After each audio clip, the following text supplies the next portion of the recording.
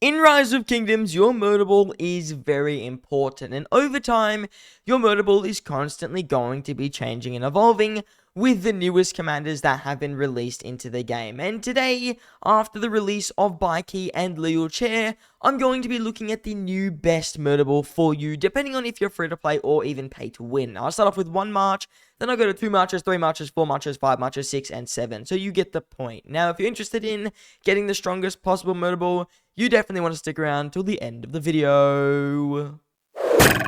Now, starting off today, quickly, how did I decide the best Murderball in the game? Well, really, we're just going to be looking at the open field strength and the current best pairings. That's the 2 main things we are going to be considering, and that is how I decided which Murderball is going to be best. I pretty much just picked the best marches down to some of the worst marches, or the worst out of the best 7 marches. Along the way, I'll give you some alternatives. I'll tell you some different pairings you can do if you do have other commanders at your disposal and you're trying to save some gold heads and you don't want the absolute meta. So that'll be the main goal today. We're just going to go over each separate level of Murderball. I'll tell you when the best Murderball is for free-to-plays. I'll tell you the best one for medium spenders and for pay-to-wins. But really, we're going to start off with our first march, and we can't say a good Murderball is an amazing Murderball without just having the first march, which is a Leo Chair by key. This march is ridiculously powerful. It is probably the strongest march in the game right now. You've got 2 5-target AoE commanders. By key stats are really, really good, and not to mention it's an infantry march. On top of this, if you expertise by key, you've got a really tanky beast of a commander, and also Leo Chair is just a meta commander as well with a 5-target AoE. So you've got a double 5-target AoE march, which is relatively tanky, does high damage, and is a smite march. The synergy on this march is just insane. Its current power on the open field is just ridiculous, especially because of the fact it's 2 5-target AoE commanders who synergize really well. So by key with Leo Chair, by every single metric, is probably the best march in the game right now. Arguably, maybe Arthur can be a little bit stronger, which will be our second march, obviously, but by key with Leo Chair is certainly up there with the best march in the game, possibly is the best, and in my opinion is a good first pickup. Infantry are relatively easy to use, their equipment is relatively low investment if you need a really early first march, since for example, you can just straight up go and get items such as the Gatekeeper's Shield, and stuff like that is very usable. So infantry, really good pickup for the first march in my opinion. Leo Chair with a by key is a very good option. I think actually by key is the primary, Leo Chair is the secondary, because by key has the smite tree.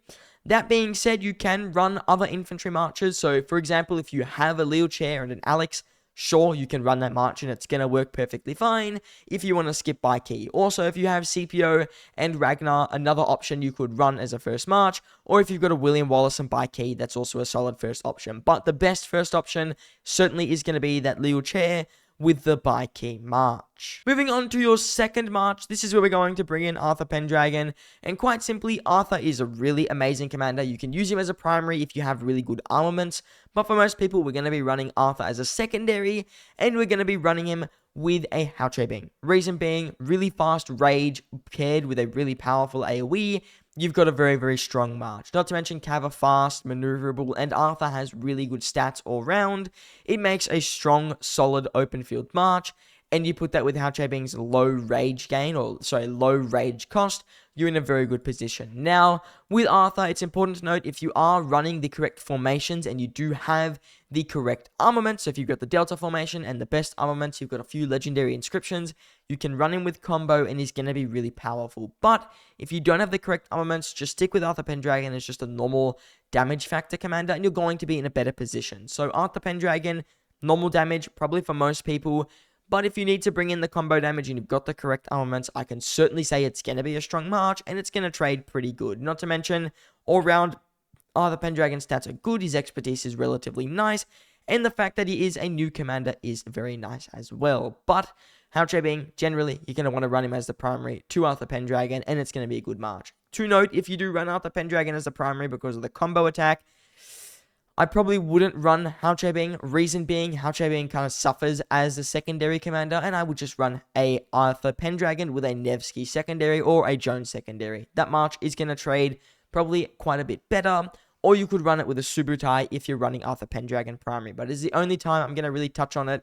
Arthur Pendragon primary only if you've got the correct armaments, otherwise he's not going to trade very good. Now moving on to your third march, at this point you've got 2 options. You can go for an Archer march, or you can go for another infantry march. Now, if I had to pick in the current meta which one I would go for, I would say you go for another infantry march. Now, I know that sounds a bit weird. You're 3 marches in at this point. You don't even have a single archer march.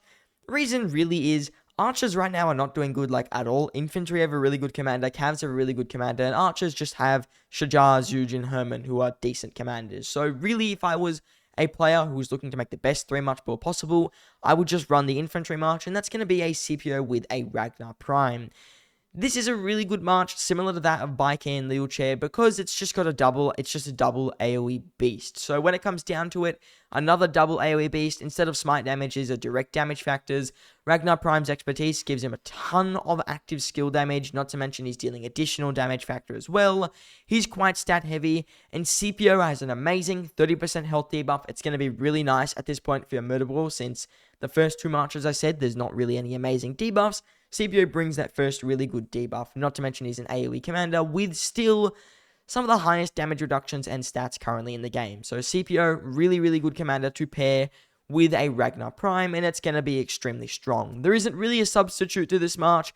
I guess if you're running something like a Wheelchair and an Alex, you can run a William Wallace with a Baike as a secondary, so William Wallace primary, Baike secondary. Generally though, I recommend just running CPO with Ragnar, and it's going to be a really solid march. This is probably as well where most free-to-play players should stop, since you've got 3 marches. I always recommend 3 marches, generally one of each troop type, and I'll speak about the Archer March soon, but I generally recommend 3 marches because as time goes on, when you have around 6 total legendary commanders, it's really easy to just keep them up to date with the newest meta as a free-to-play or low spender. 3 marches is solid enough on the field to get good debuffs and be able to handle yourself on your own if you do really need it. And it's strong enough that if you hit someone's march, it's just going to get decimated. So 3 marches generally is that sweet spot that I do recommend for most players, because it's going to save you a lot of gold heads and a lot of resources compared to running 4, 5, 6, or even 7 marches. So 3 marches is where I'd recommend stopping.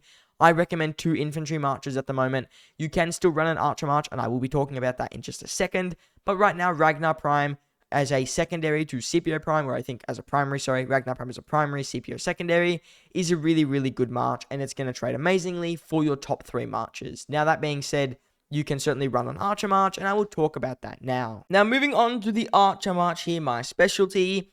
Really, you're going to only want to run 1 Archer March in your first 5 marches. That's going to be a Zulang with a Herman Prime. Reason being, this march is a very solid double AoE march. It's got lots of debuffs. Zulang has a nice all damage reduction on his active skill, and Herman Prime has some of the highest skill damage taken increases in the game that he can inflict on multiple marches. So, this march is still really solid nowadays. It's just a bit slow. Its stats are not the most amazing compared to some of the newer marches, and it's getting really hard countered by Arthur Pendragon and the newest infantry commanders. So the newest archer marches, while they're good, they're not absolute meta, and I would certainly recommend running an archer march if you can, but in the first 3 marches, I think it's better to run an infantry march. That being said, Zulang is a 5-target circle AoE, 2000 damage. He's got really good health. He's got good damage on his 4th skill and expertise. The synergy between both of those can give you an extra 1500 3-target AoE.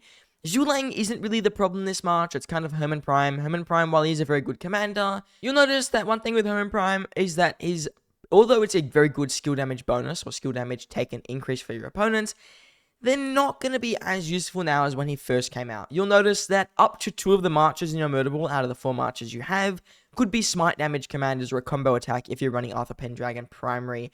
Not to mention the other people in your Murderball might not be able to fully benefit from this poison, which again, it does degrade the value of Herman a little bit, and he isn't as stat heavy and as high damage as Zulang. That being said, the march is still certainly powerful and certainly very good.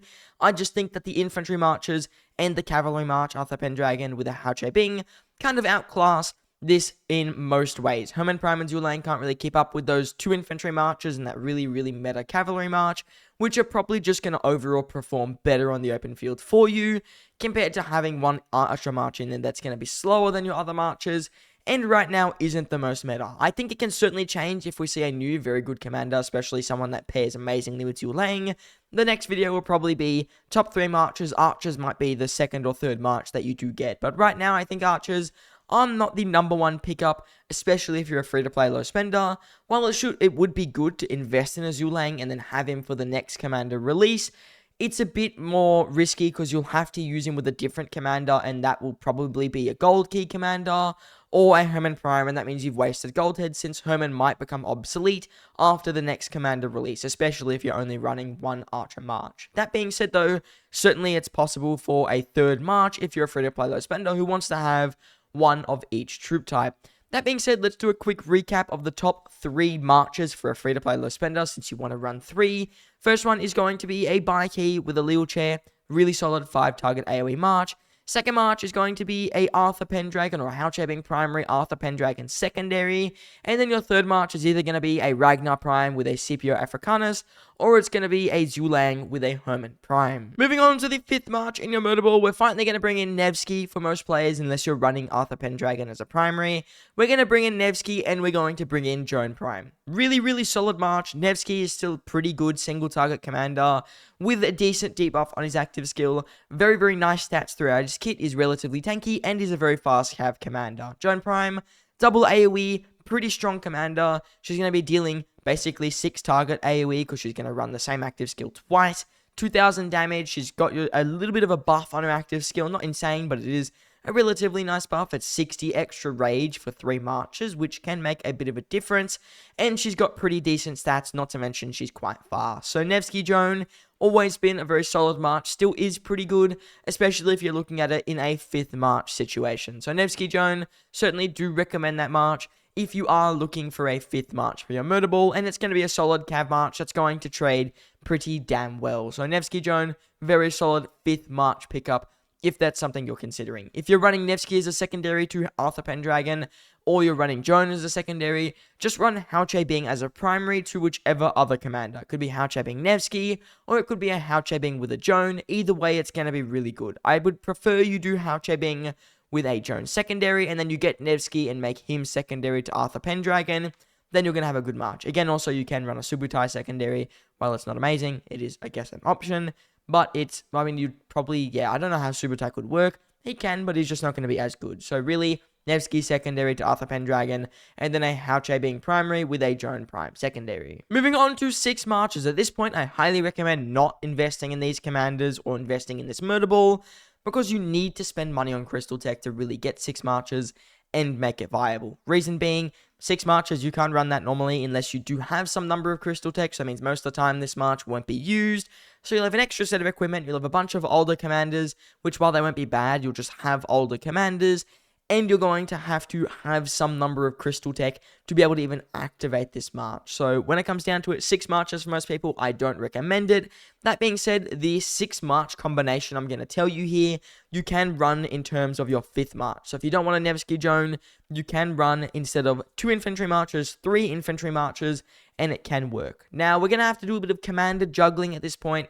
The only thing about your infantry that will stay the same is the Ragnar Prime with a CPO Prime secondary. But you're going to break up your Baikey Lille Chair march, and instead of running a Baikey Lille Chair, you're going to run a Lille Chair with an Alexander the Great. This is a very solid march. Alex has good single target instant damage factor, and Lille Chair's combo attack basically lets Alex trigger his active skill even more often, or I mean his instant damage skill, which is kind of like his active skill. So Lille Chair Alex, it's a very solid march. It is still really good right now, and it trades good. And then with your Baikey, you're going to run him as a secondary to William Wallace, and you've got a very solid Murderball there. So when it comes down to it, for 6 marches, it can be a very powerful combination when you split those 2 infantry, and they're still going to trade relatively good on the open field. While it is technically slightly weaker than keeping Baikey and Lille Chair together, when you split them, they're still a very good march. And if you need to use 6 marches, I highly recommend doing that commander split and running the 2 separate commanders. As a quick recap for 6 marches, you're going to run a Lille Chair with an Alex, a Baikey or a William Wallace primary, Baikey secondary, and then you're going to run a Ragnar Prime with a CPO Prime secondary. For your cavalry, you're going to run an Arthur Pendragon secondary to a Howche Bing, who's going to be the primary, and a Nevsky with a Joan, and then your Archer March is going to be a Zulang with a Herman Prime. And now finally, for your 7th march, you're probably going to want to run another Archer March, because archers do have an okay march for 7th march compared to the other troops, and that's going to be a Shajar possibly with a Philip if you want the buffs, and that's certainly a very reasonable option, or you can just run a Shajar with an Ashurbanipal. Either one of those is a very, very solid option.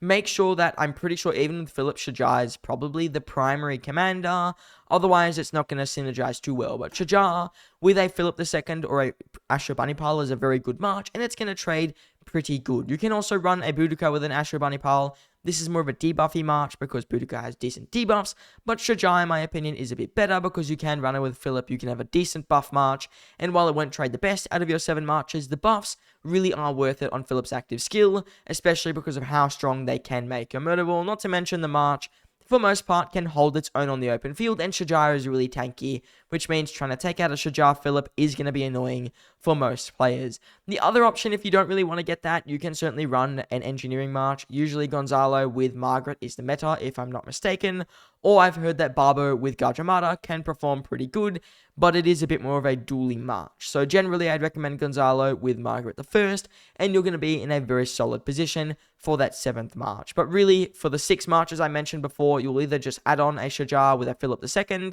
or you will just chuck in an Engineering March, usually a Gonzalo with a Margaret the First. Now, that being said, that is it for today's video. We've gone over the best 7 march Murderball. I told you the best marches for free-to-play players, and if you found all of that useful, please do consider subscribing to the channel. Subscribing to the channel really does help me out. I find it very, very helpful, not only for me to know if you guys enjoy a video like this, because I can see how many people subscribe to each video.